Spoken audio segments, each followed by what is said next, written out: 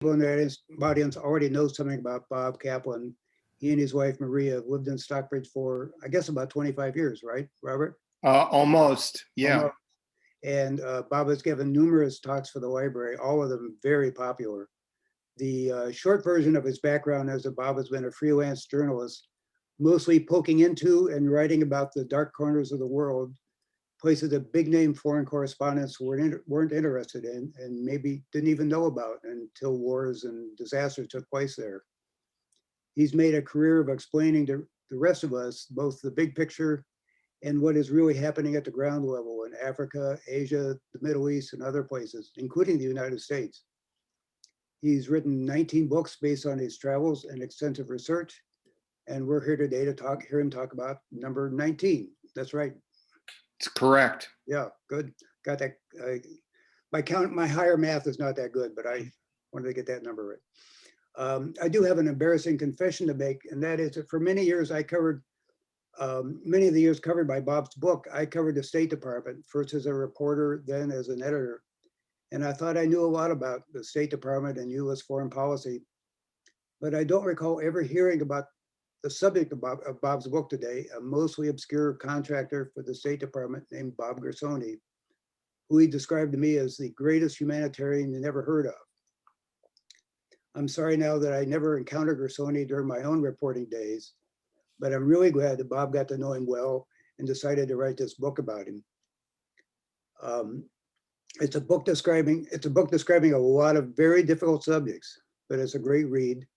And it tells an inspiring story about how one person can make a real difference in the lives of thousands of people.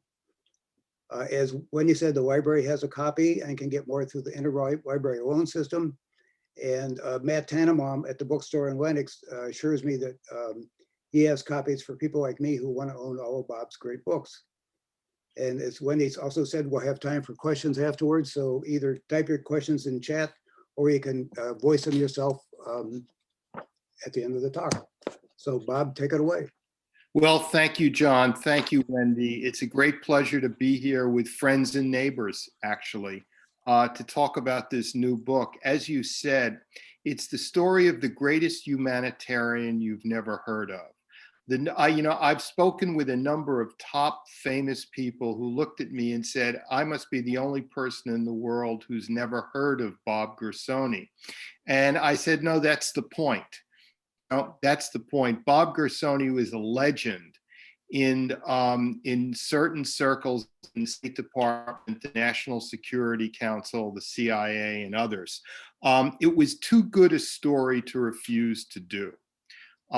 Because listen to this story. We're talking about someone who grew up in a wealthy family of Jewish Holocaust survivors in Manhattan, but dropped out of high school because of a minor learning disability, worked in the commodity trade for a little while, then volunteered for action in Vietnam, and was awarded a Bronze Star for service in Vietnam.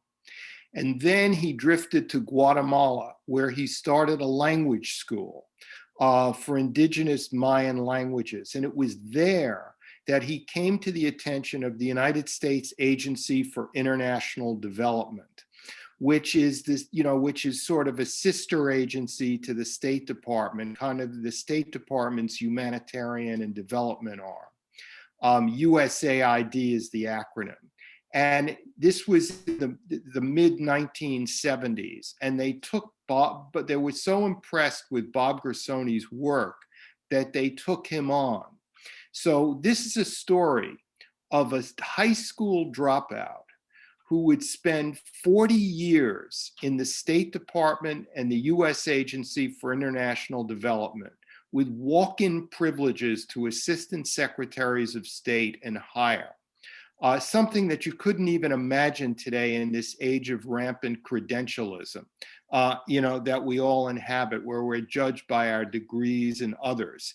And Gersony spent 40 years. He covered just about every war zone on the planet and just about every natural disaster zone on the planet in about 54 major assignments. And I cover about 20 of them in the book. In Uganda, in 1984, he discovered a mass murder of 100,000 people that nobody knew was taking place in a difficult to reach part of the country.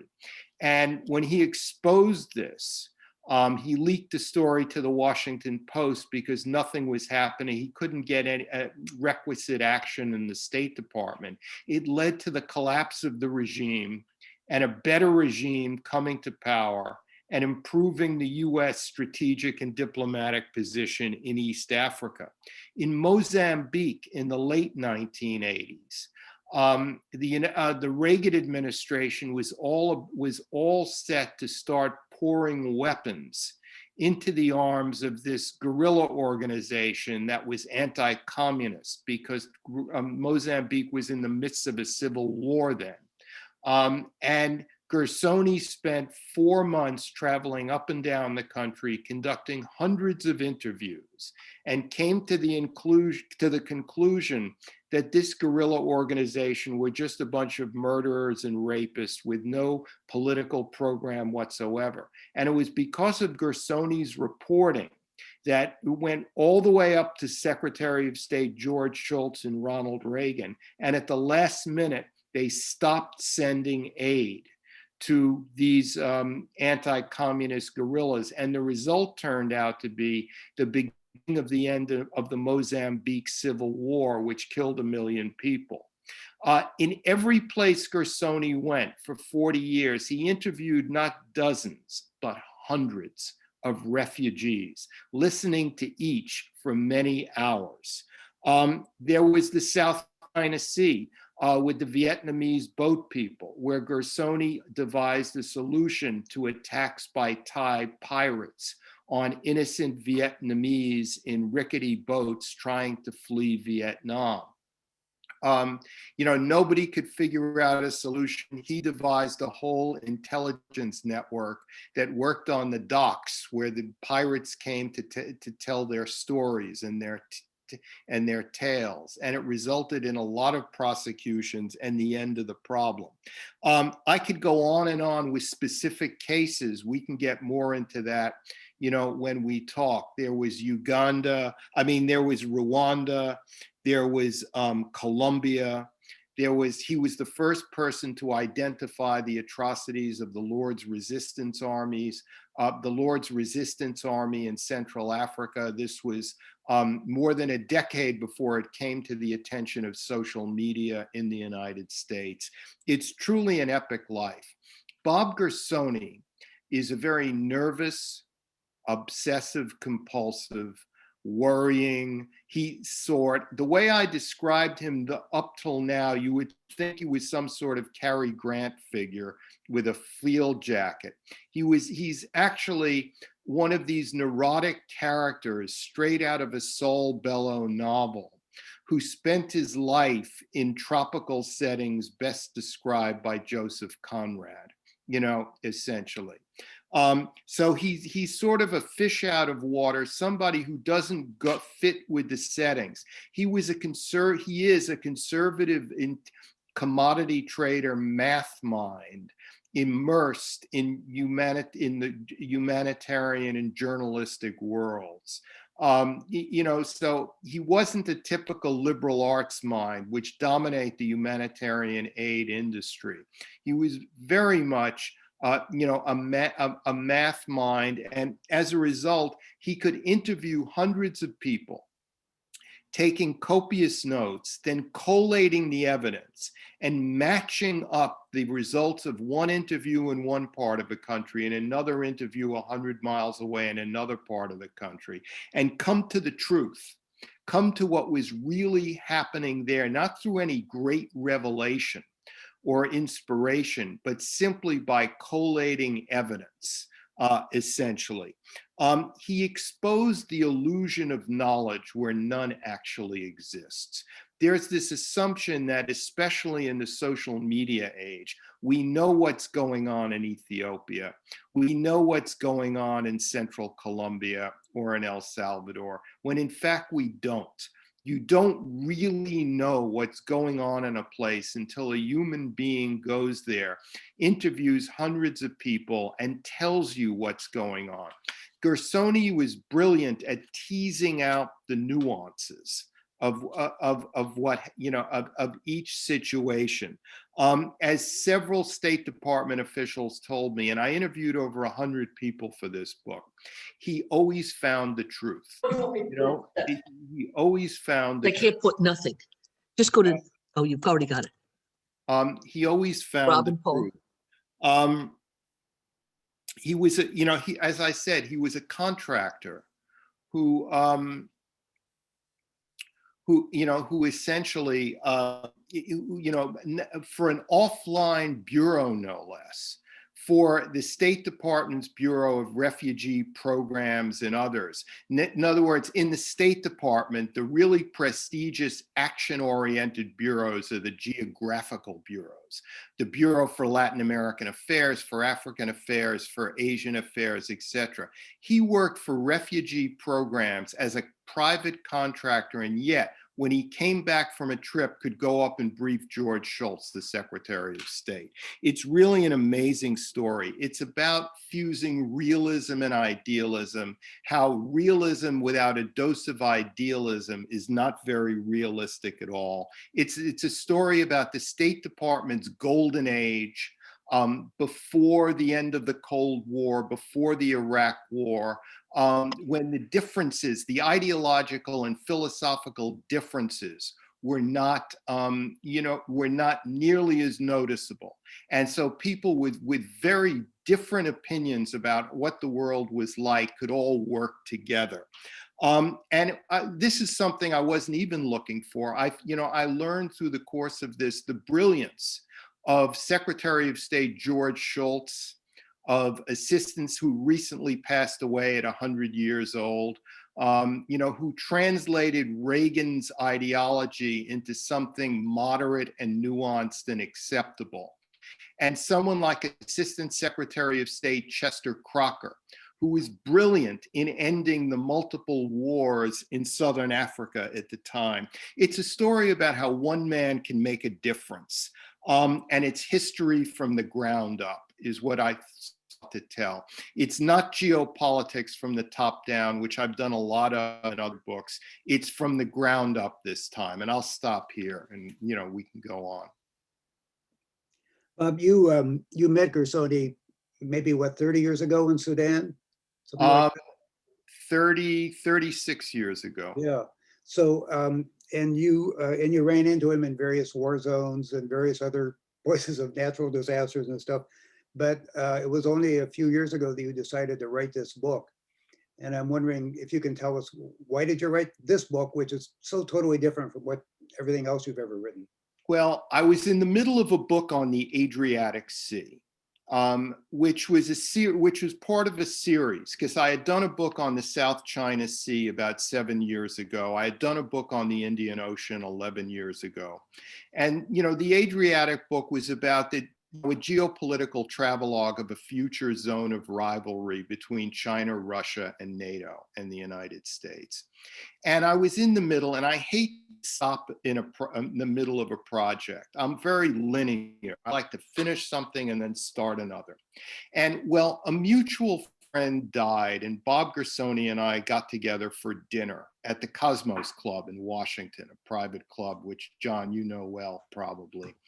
And I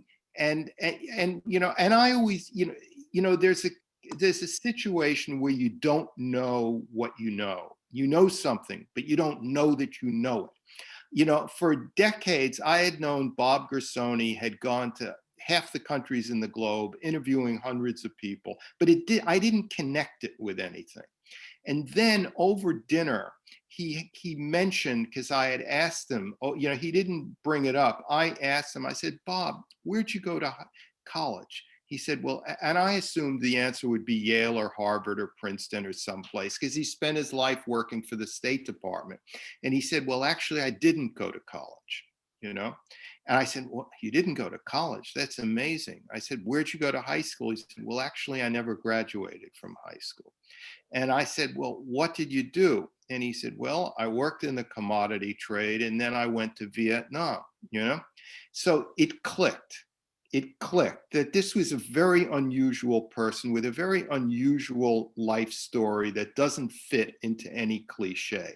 But this was in June, and I thought about it over the summer, and I suddenly had this revelation on a trip to Greece that I should put down the Adriatic book and do this one first, and do this. So, and at this point, Gersony, all he intended to do with his life work was to have a website so his children could see what their father had done. That was the height of his ambition, So I convinced him to cooperate with me. And now, to make a long story short, I've finished the Adriatic book, which will be published a year from now. But it was the first time I ever did this, because actually it's not an unusual book for me, because it let me explore the geopolitics of about 40 odd countries, which I had covered over the course of my career as a foreign correspondent. So I was able to put a lot of my own knowledge into this book. But it is a little unusual in the sense that it's more or less a biography of somebody else, and you've never written a biography before. That's correct. And that's a totally different kettle of fish. Yeah, I can tell you, it's the hardest thing to do. And it's not even a real biography. It's more of what I tell the reader at the beginning. It's a picaresque, which is a series of adventures. Each chapter is a different country, different war zone, different geopolitical problem. And so I string together about 19 chapters from 19 different parts of the world. And so it's not a real biography in that sense. I skip quickly through his early life in that sense. A real biography, but of course, this book is fat enough. It's as big as it needs to be for somebody that nobody's ever heard of. You can write 700 pages, as colleagues of mine recently did on James Baker III. But on Bob Gersony, this book is as big as it needs to be. But a careful reader going through this book will also get a pretty good idea of how Bob Kaplan operates overseas, because Mr. Gersony, I've never met the man, but he seems to operate quite in the same way that you do, which is trying to really find out what's really going on at the ground level. Talking to as many people as you possibly can, interviewing them at length, and really getting a good idea. I mean, he obviously was able to do that more than you were, interviewing 200 people for 3 hours each. No journalist would ever do that. But still, the idea of trying to really dig down and see what's going at the ground level, not what's going on in the prime minister's office or some other place. So a reader will come away feeling this is how Bob Kaplan reports his books. Yes, except remember, whereas Gersony interviewed hundreds often in each place, or at least dozens, a journalist is not that thorough, because it just isn't, because the time frame, what you have to produce in a shorter amount of time is such that, if someone's interviewed like 30 people over a period of 3 weeks, we call it deep reporting. That's what we do. In Mozambique, he interviewed close to 400 people over a few months. On the North Korean border, he interviewed almost 100 in the course of about 10 weeks. So in a way, the subject of my book is the ultimate reporter without actually being a reporter.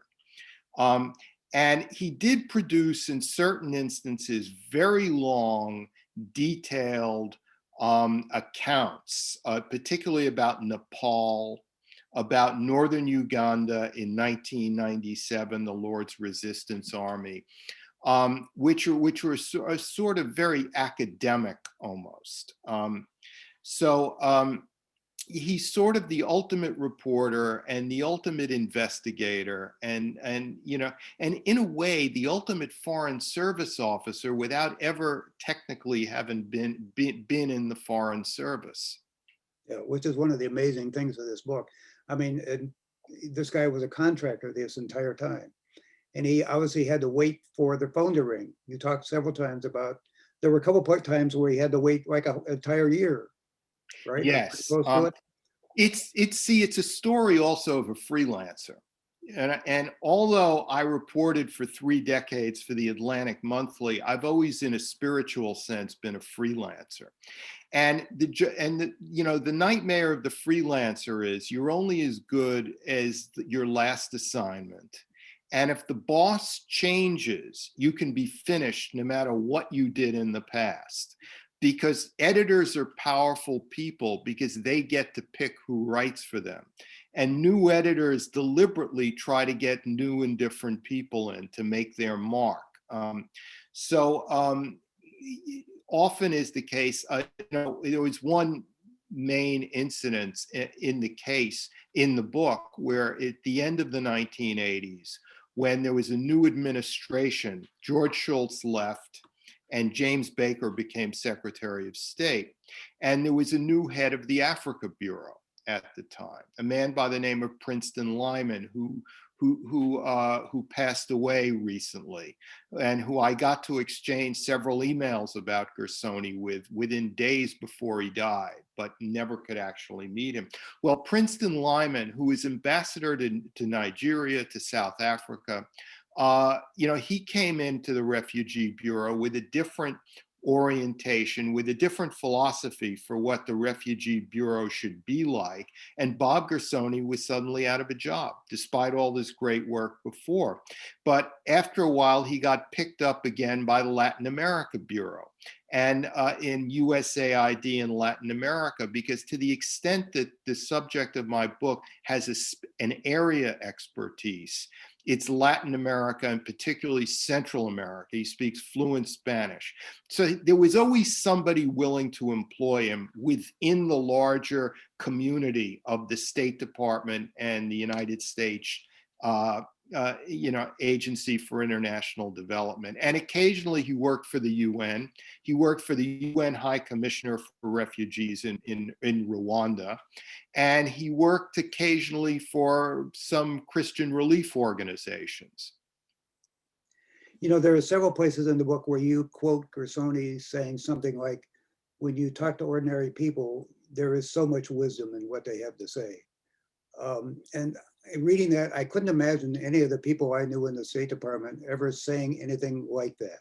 Yeah. They just don't believe that. And why do you think, even after all the reporting he did and the impact he had on policies, why don't you think that message ever got through to people?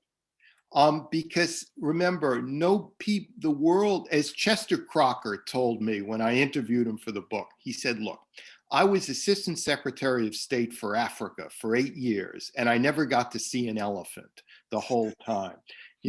Because it's a world of meetings with high officials and negotiations. And when you fly to these countries, you're met at the airport, you're rushed in to see the prime minister or something with expensive, luxurious dinners and everything.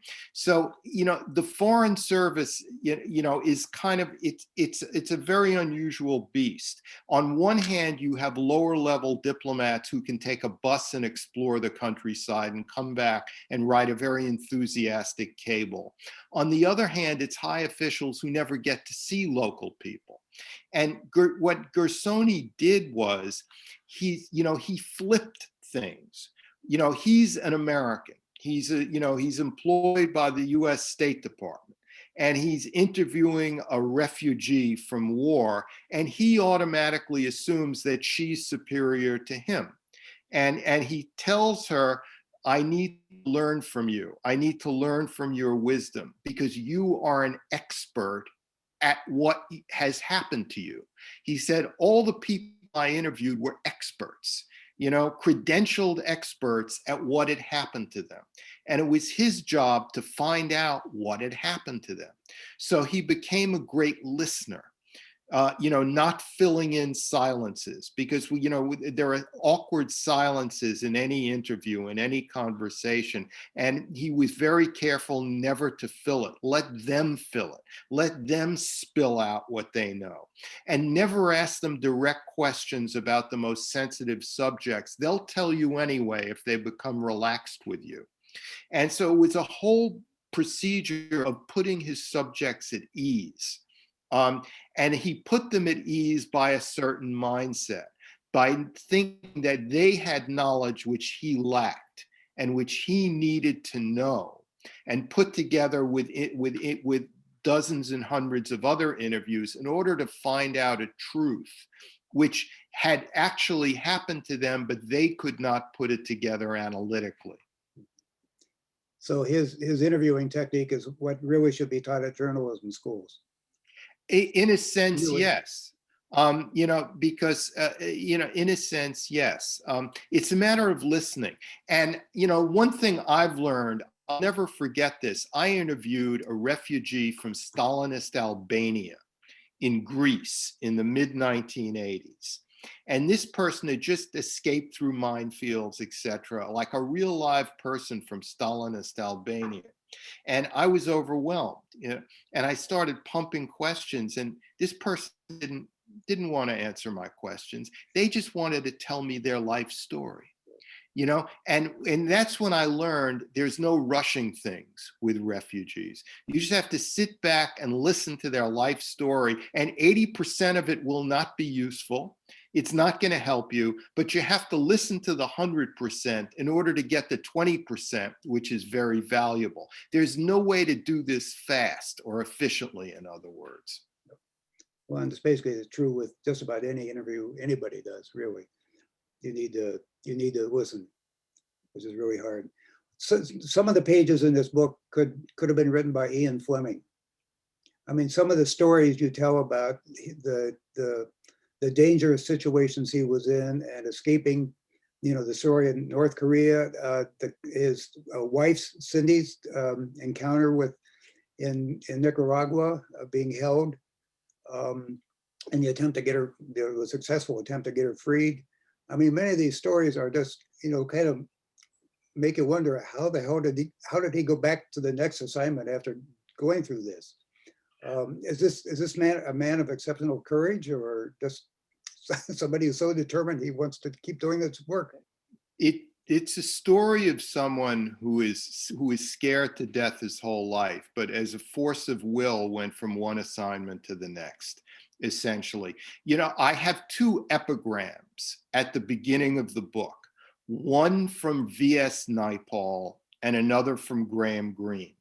And the V.S. Naipaul one says it's through pessimism that men go on to do great things, which is counterintuitive, yes, completely. But by thinking pessimistically, you're able to foresee all the bad things that could happen to you, and then they don't happen to you because you've taken precautions. Or you're able to see all the bad things that could happen in this particular country, but by warning policymakers, you can avoid the worst outcomes. So there's such a thing called constructive pessimism. And we all practice it without even being aware of it our whole lives. And Gersony used this, he used it very efficiently by being a natural pessimist. And the other epigram is from Graham Greene, who said that glory is overrated. Military glory, parades, medals. He said all this is overrated. The real glory occurs alone, when someone's alone somewhere doing something without a crowd to applaud him. And this really, to me, summed up this story that I've told in this book. Because, the glory of my subject was just sitting in a dusty tent, listening to people give him the same story over and over again. Because hearing the same story over and over again was stultifyingly dull, but it was also useful. Because if you heard the same story from 20 or 30 people, you could more or less accept it as truth.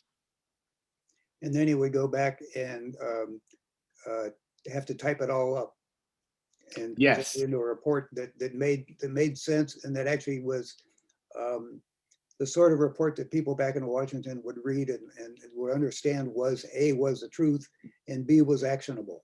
That there was something about this story that they could take and run with. Absolutely, John. And also, you mentioned typing it up. This is very much a print and typewriter age book. because we're dealing from the mid 1970s to about 2013. And, you didn't really have usable email till the late 90s, early 2000s. And in the countries where the action of this book takes place, you didn't have it till much later sometimes. So, it's a story of someone with a pen and a notebook and a typewriter.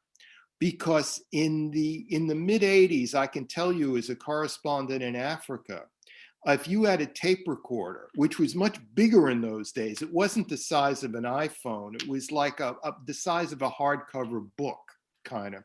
If you had a tape recorder, it was looked upon with deep suspicion by naive African border guards. So it's very much, and also because there was no social media or anything, nobody knew what was going on in these remote regions until Gersony came back from where he was and told it to them.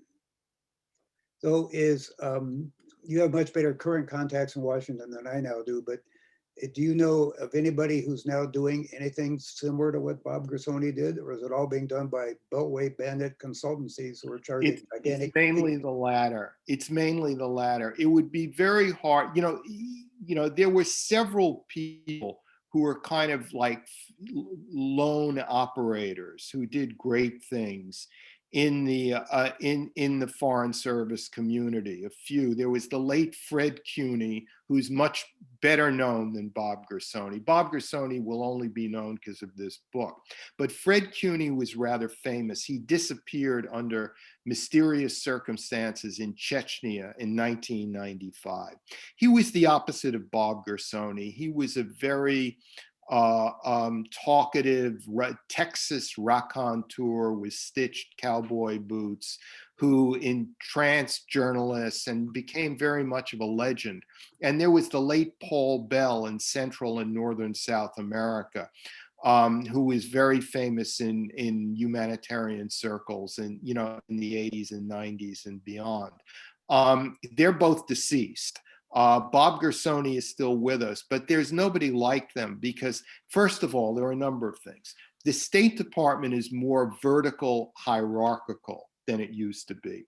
Assistant secretaries of state are not as powerful anymore because now there are these new undersecretaries of state above them, which didn't exist before. So the power structure is much more vertical. There are more layers somebody like Gersony would have to get through. Also, credentialism is rampant now. Unless you have graduate degrees from top schools, it's very, very difficult to penetrate this world.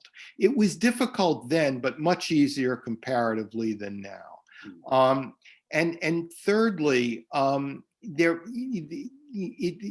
agencies are much more comfortable subcontracting a project to, as you put it, a Beltway bandit company, which is like a big, private contractor that operates in the Washington area and has a high overhead, so charges a lot of money and is prone to groupthink because they employ a whole team on a problem.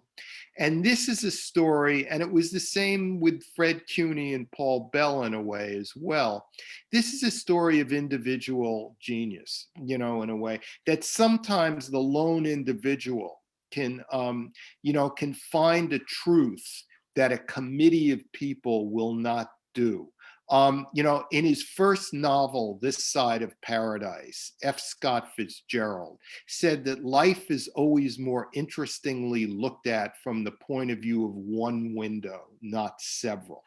And that really is the story of this book. It's about one person's, insight into many different parts of the world. You use a word in that discussion of groupthink that really does seem to sum up how Washington has always worked ever since my involvement. But and everything Bob Gersony did was opposed to groupthink, and he had to break through that groupthink, and it was really quite a challenge on occasion. And one of the people you mentioned just a few minutes ago who helped him break through that groupthink was somebody who I had a great deal of respect for, George Shultz, who was Secretary of State for Ronald Reagan, and who I got to know, probably not as well as you did, but he was somebody who, even though being Secretary of State, was willing to take this report that certainly was not something he wanted to see. The report on Mozambique, I'm sure, was the opposite of what he wanted to see, and was willing to run with it and go to the president and say, "Mr. President, we have to deal with this." So yeah, George Shultz, and I learned this in the course of doing the book. I didn't seek to learn it because he was the last thing from my mind.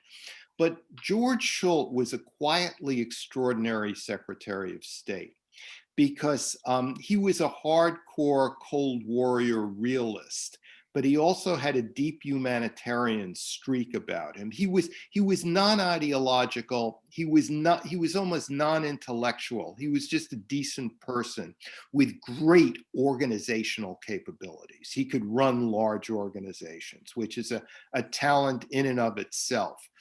And one of the big reasons, if you had to pick one human reason in terms of a human being why Ronald Reagan is now remembered as a significant president, it would be George Shultz. Because it was George Shultz who created the Reagan foreign policy, which led to the historic talks with Mikhail Gorbachev, and that led to the end of the Cold War. So we are now at about 22, and I'm wondering, Wendy, can we open this up for people's questions? I'm not sure, I don't see any in chat here, but I don't know if other folks have questions they would like to ask. Absolutely. It's a great idea, John, and thank you, both of you, for this very interesting conversation. There are no questions or comments in the chat box at this moment, but I do want to invite our audience to either use the chat box or unmute your microphones, and you can turn on your camera if you choose and engage in some conversation here. Wendy, this is Marty Gottrin. I have a question for you, Bob. Oh, I don't know how to start my video. That's okay, you don't have to. You don't need to know what I look like. Bob, what does Bob Gersony think about the book now that it's come out? Have you talked to him? Oh, yes, certainly. And he's followed this book tour that I've been on. No, he's very pleased with it. He's deeply pleased with it. And, you know, in the latter final stages of the manuscript, I showed him the manuscript. And being Bob Gersony, he came back with many, many points. And all of them were about typos or grammatical errors or things like that. Anything involving an opinion, he stayed away from, you know, because that's him.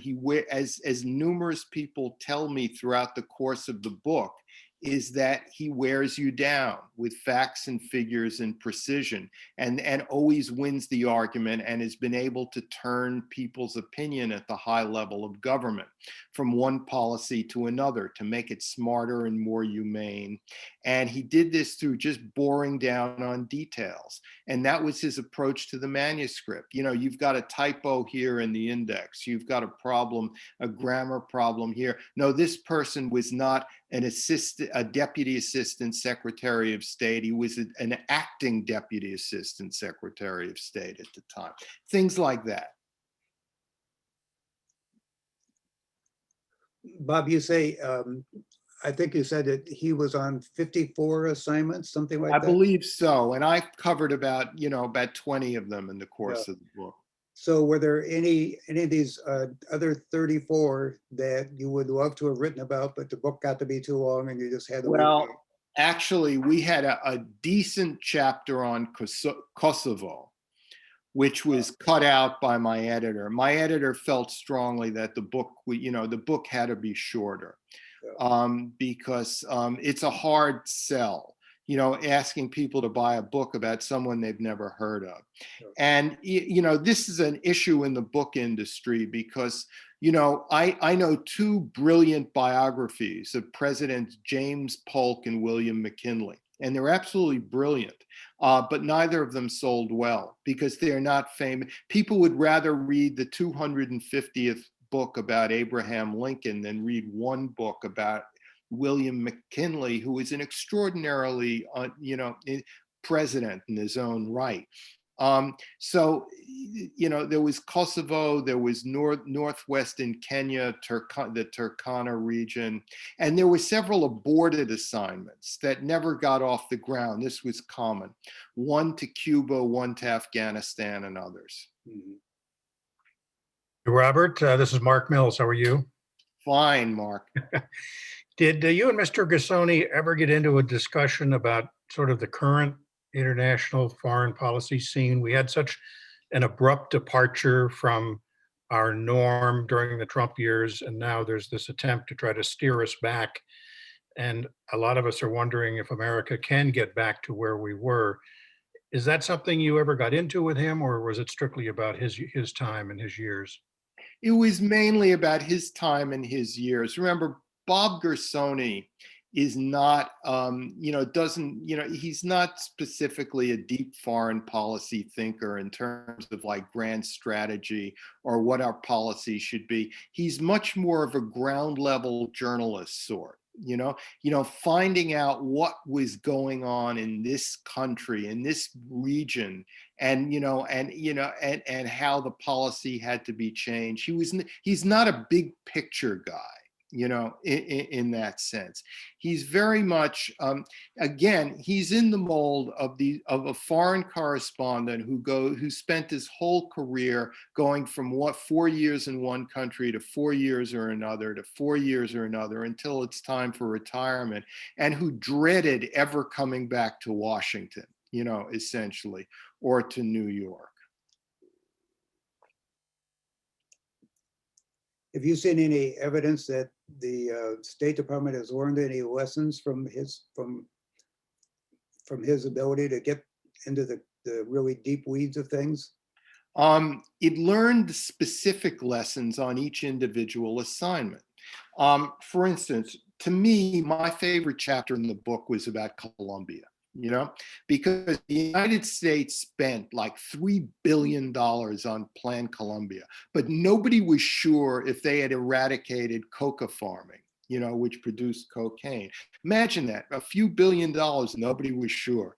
Until Gersony went with a backpack and stayed in a cheap hotel in southern Colombia for several weeks at great risk to himself, and went in and asked farmers, hey, are you still growing coca in those fields? That's what it took, essentially. So they were very appreciative of that. And there's one ambassador who was a really hardcore, heavy-hitting, problem-solving ambassador, Ann Patterson, who, they always gave her the roughest assignments: ambassador to Colombia, ambassador to Egypt, ambassador to Pakistan, And she told me, she said, I was always suspicious of the crop substitution program, of the farmers who were going to stop growing coca for cocaine and we're going to grow carrots or something like that. She was always very suspicious that this could work.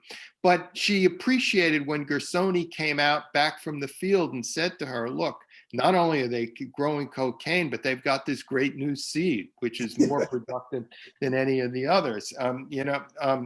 So the State Department learned specific lessons on specific assignments, but the evolution of Washington into more layers of government, into more larger and larger bureaucracies. Like, look how big the National Security Council was 30 years ago and how big it is now. I mean, I think it's tripled in size or whatever, and they keep adding new jobs, to it. And it's more corporate than it's ever been, more credential oriented. It's just hard, individually people will admit, yes, we need to learn this lesson, but the whole structure and culture of government has made it harder.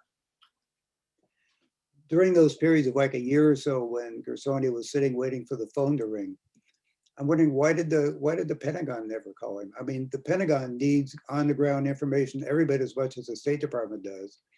And they have this fabulous organization called the Defense Intelligence Agency, which is supposedly getting that in on the ground information, but I don't know. I really doubt Yeah, they had no, he any worked, way of as getting I it. said, he worked for the State Department writ large, including USAID. And when he came back, the CIA always wanted him to brief them. They were gobbled up knowledge, information. They wanted to compare it. And the NSC. He did have a run-in with the Defense Intelligence Agency and the Mozambique chapter, Yeah. because there are people at DIA, the Defense Intelligence Agency, who believed that Renamo, this anti-communist guerrilla group, were great people, who needed to be supported, and they were all ramping up to provide this massive military aid when his report came out saying, don't give a cent to these guys, So they were really upset by it. It turned out, see, the Defense Intelligence Agency, and this and perhaps in other cases, relied on their sister agencies in the individual countries. So they were relying upon what the South African Intelligence Agency was telling them. And the South African Intelligence Agency, remember, this was during Grand Apartheid still, was telling them, oh no, Renamo are good people to support. He occasionally briefed them. He briefed the Pentagon after his trip around the borders of North Korea. They very much wanted a briefing. This was, at the time, Deputy Secretary of State Paul Wolfowitz, who's infamous perhaps for Iraq, but who actually throughout most of his career was an Asia specialist. So do we have any more questions from the audience here? Can you, so Bob, can you talk a little bit about the North Korea case? Yeah. That was one of the most amazing chapters in this book, I think. Look, in 2009, I believed, a book was published by a great Los Angeles Times reporter, Barbara Demick, called Nothing to Envy, about the daily lives of North Korea. That was the first insight Americans got about what daily life was like in North Korea. But Gersony had gone to the border between North Korea and Chinese Manchuria 7 years earlier in 2002.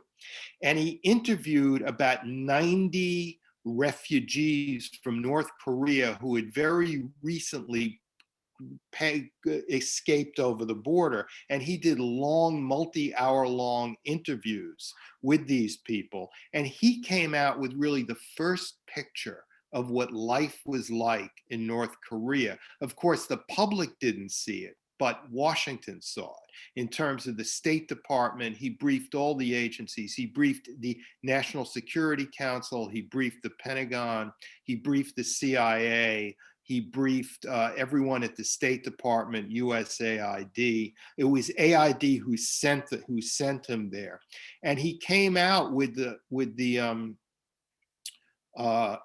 revelation that the North Koreans were taking all this money from the UN World Food Program and not giving it to any people. They were giving it to their military and to the regime.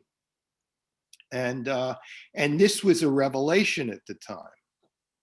But it was also, the chapter is also kind of amazing because he was operating in an area of China that was actually, the Chinese had basically turned over to the North Koreans. Yes, yeah. And this is not well known. Not well known, but they knew, he was operating in real dicey circumstances. I mean, yes, he was.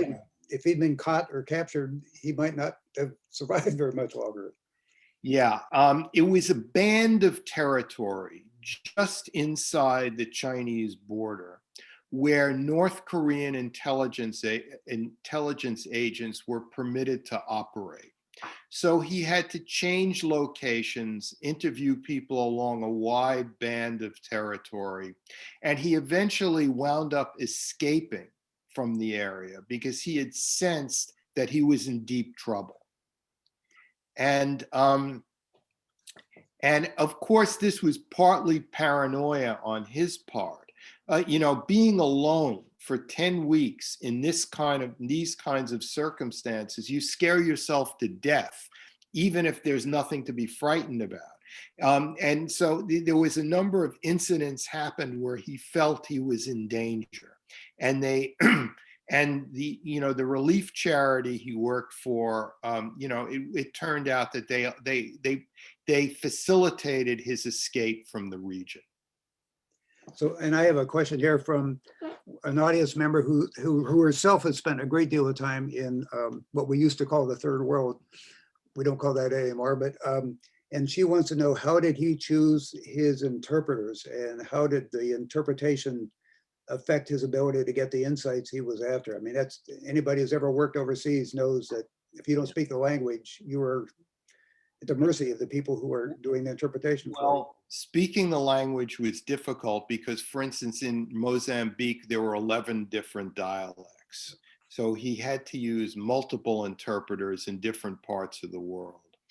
And in the case, there were certain parts of the book where I deliberately did not go into this issue of interpreters, not so as not to get people in trouble in their home countries with regimes still in power. He used multiple interpreters. He kept changing them, and again, it was the volume of interviews. When you interview hundreds and you use multiple interpreters, and you start getting the same story from different border regions of the country, that you can have some confidence that you're putting together a truthful account of what happened. Being at the mercy of interpreters, of one particular interpreter for just a dozen or 24 interviews, raises a problem. But when we're talking about hundreds and you're using different interpreters, you narrow the possibility of being told something that's, an interpretation that isn't correct. Yeah. So at one point early on in this conversation, I saw the name Robert Gersony show up on the screen, and I'm wondering if he's still with us, and if so, is he willing to join us? Bob Gersony sometimes tunes in. He follows my book tour, but he's not. He's a very private person, and so I'm not looking for fame or publicity. Yeah. Okay. I have a question. Can you hear me? Yeah. Hello? Yeah, you can hear me. Okay. It's Judith Monachina. Hi, Robert. Hi. You mentioned that Street Without Joy, Bernard Fall, that was the name of the author, had a big impact on his life. Did he ever feel inclined to or try to write his experience for a general public himself? I didn't get far enough in the book to learn any of that, but No. He, his goal was to write up his own experiences and put it on a website for the sake of his children. That, he was not angling for fame in that sense. And only since the book has come out has he kind of, rediscovered, that he put it together, that he'd done something quite significant. Bernard Fall is a European American foreign correspondent in Vietnam during the Vietnam War, who was killed in the war, but who had published, before his death, had published a number of books with one deep emphasis, which is the French first in the 50s, the Americans in the 60s would all have and would come to no good by ignoring the culture of the country where they operated.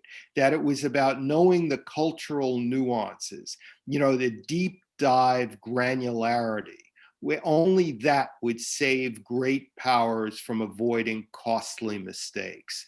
And that was a life lesson that Gersony had learned when he was a soldier in Vietnam, which he applied throughout his life.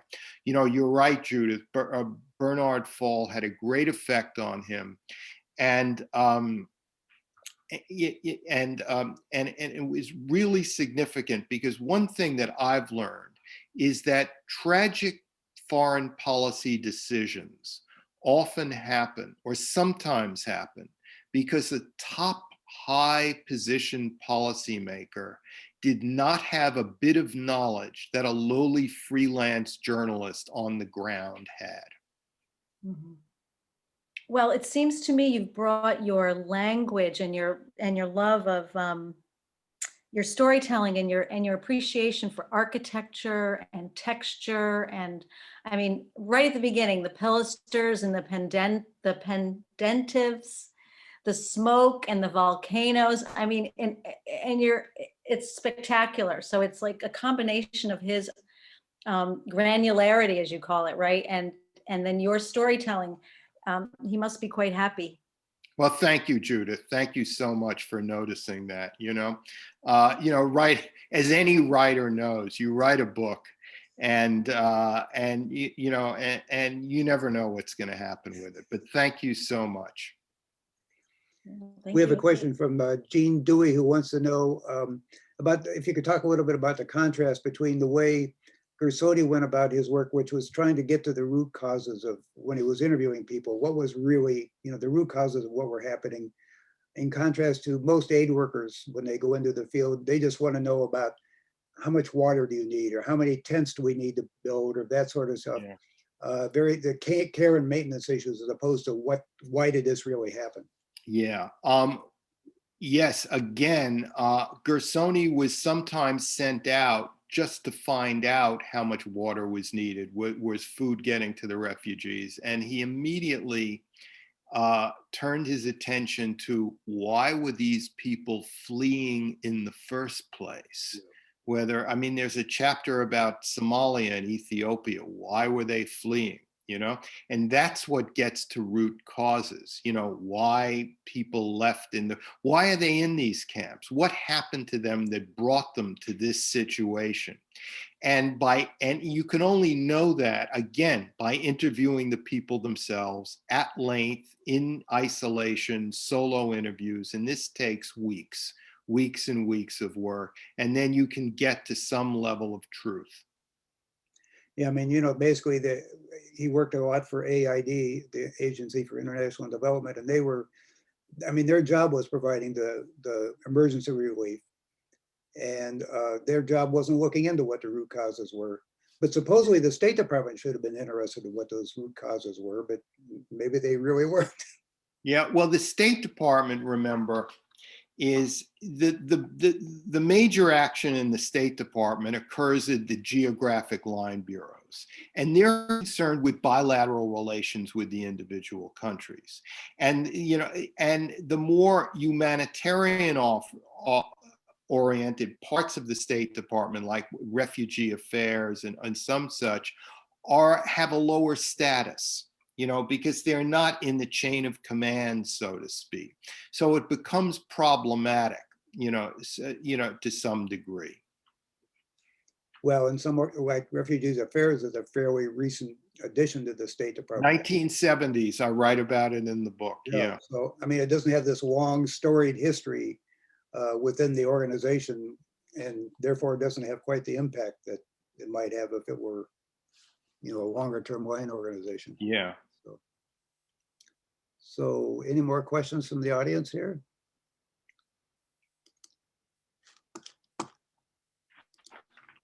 So I think, I don't know. I guess we're at 4 o'clock. Is that our time limit, Wendy, pretty much, or what? We definitely have time for another question or two if someone has one.